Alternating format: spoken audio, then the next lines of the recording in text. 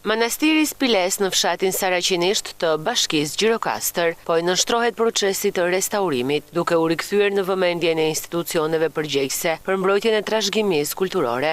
Ky objekt kulti përfaqëson një vlerë të rrallë historike dhe shpirtërore, i njohur për arkitekturën karakteristike dhe për ikonografinë e pasur, që ruan prej shekujsh. Punimet e restaurimit synojnë të konservojnë elementët origjinal të ndërtesës, duke garantuar ruajtjen e tij për brezat që vijnë. Kisha e Pjedja Shënmërisë në Spilet të Saraqinisht në Bashkinë Gjirokastër aktualisht është duke u kryer restaurimi i objektit të arkitekturës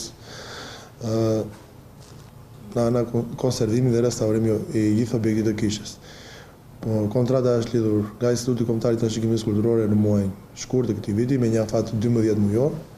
Aktualisht për shkak të periudhës së dimrit normalisht nuk mund të kryhen ndërhyrje në hapjen e çative apo ndërhyrje të thella në çatit e këtyre objekteve.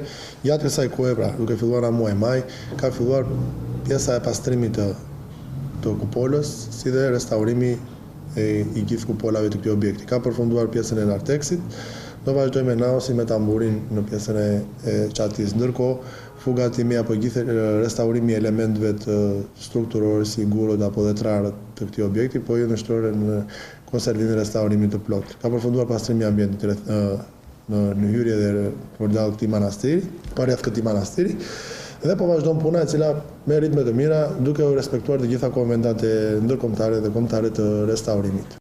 Restaurimi pritet ta kthejë këtë monument në një pikë referimi edhe më tërheqëse që do të pasurojë ofertën turistike dhe do të forcojë lidhjen e komunitetit me trashëgiminë e vet.